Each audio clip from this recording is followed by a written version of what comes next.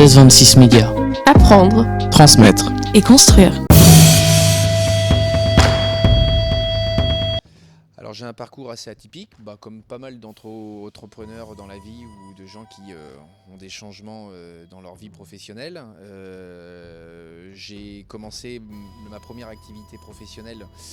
J'ai eu la chance d'être sportif de haut niveau, donc coureur cycliste. Donc voilà, d'avoir vécu de cette passion pendant près de 20 années. Donc voilà, à l'âge de 35 ans, ma carrière sportive s'est terminée. Et puis, comme tout sportif de haut niveau, simplement que pour une petite poignée qui réussissent et qui sont après des légendes du sport, il faut malgré tout retourner au travail. Donc voilà. Et donc ma reconversion s'est dirigée sur plein d'interrogations dans un premier temps pour finir par prendre le choix d'ouvrir un établissement de restauration. Donc voilà, avec mon épouse, qui elle a déjà travaillé dans ce cadre et environnement-là. Donc voilà, le chemin a mûri petit à petit pendant cette année à la fin de ma carrière sportive. Et puis au fur et à mesure de recherche, de formation aussi, où j'ai dû aller faire quelques essais de tests. Et on a trouvé l'opportunité du restaurant aujourd'hui qui est basé sur le parking du centre Leclerc de 40 ans pour pouvoir s'installer ici, pour reprendre cet établissement qui était en difficulté et d'essayer de le relancer parce qu'il avait une connotation bien spécifique et bien particulière par son intérieur, son décor, que vous allez avoir l'occasion un petit peu de voir sur les écrans aujourd'hui lors de cette interview, et un cadre local avec chargé d'histoire sur les plages du débarquement et une population de la communauté de communes de 40 ans où il y a un bassin qui est dynamique, de jeunes, d'entreprises assez développé, et donc ce qui permettait pourquoi pas d'avoir une activité professionnelle en plein essor. Donc voilà, aujourd'hui c'est ce qui se passe et on est content d'être là maintenant depuis près de 6 années déjà.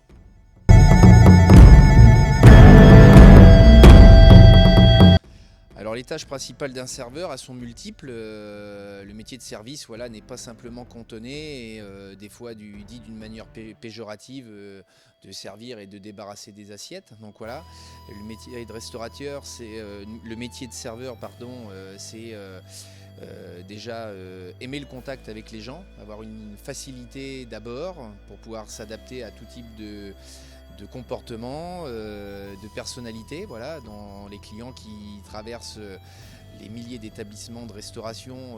Aujourd'hui, il y a des gens de bonne humeur qui passent votre porte, il y a des gens de mauvaise humeur, il y a des gens bougons de nature, et puis il y a des gens enjoués et qui sont tout le temps de bonne humeur comme un serveur doit l'être pour s'adapter à toutes ces particularités-là. À côté de ça, bien sûr, il faut qu'il ait des qualités d'anticipation, de savoir bien s'organiser dans son rang. On divise un restaurant en plusieurs secteurs pour pouvoir donner des tâches à différents serveurs en fonction de la capacité d'un restaurant.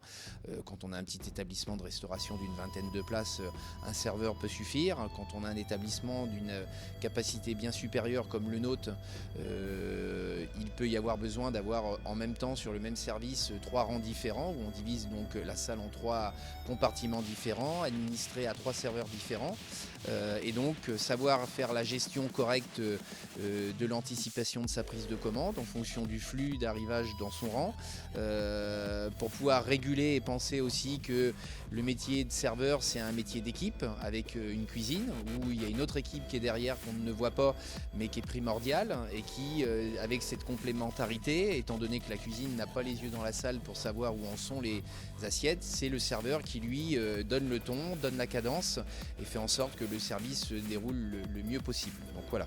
Après, un serveur doit connaître les règles de base élémentaires. Ça veut dire ne jamais oublier de mettre du pain, de l'eau sur la table, débarrasser au fur et à mesure sa table pour éviter qu'au final le client se retrouve encombré avec de multiples verres sur une table qui ne sont pas agréables pendant son repas quand on prend un apéritif, et d'avoir encore le verre en fin de service. Donc voilà, c'est plein de choses qui peuvent paraître des fois compliquées quand on l'explique, mais qui sont vraiment élémentaires et qui sont des règles de vie qu'on peut s'accorder de la même manière chez nous quand on invite des gens.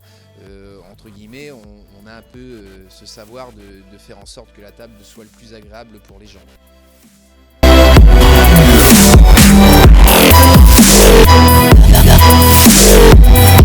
Alors c'est un métier qui permet,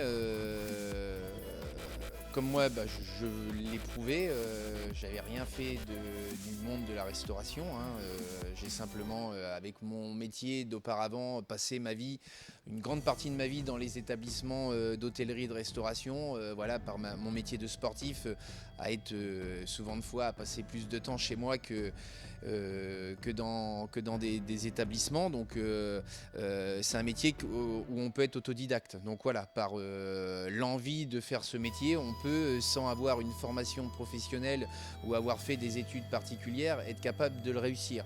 Aujourd'hui, c'est ce que j'ai réussi moi à faire et que je démontre tous les jours aux gens avec lesquels ils m'accompagnent pendant cette période professionnelle de ma vie, de leur dire que oui, si on peut faire un CAP, un BEP, un bac professionnel, aussi bien par des établissements de formation indépendants que des groupes scolaires hôteliers. Donc voilà, il y a 2 cursus possibles. Donc voilà, en gardant une grande part de connaissances encore généraux, donc voilà, avec les matières élémentaires, ou alors se plonger à la sortie de sa 3e quand on n'est pas franchement motivé à vouloir rester dans le régime général, de partir sur une formation professionnelle avec une petite partie bien sûr des obligations. Savoir s'exprimer, c'est aussi apprendre encore à continuer à apprendre le français. Donc voilà, connaître différentes bases qui nous servent dans n'importe quel métier du monde. Donc voilà, et par contre d'axer un petit peu plus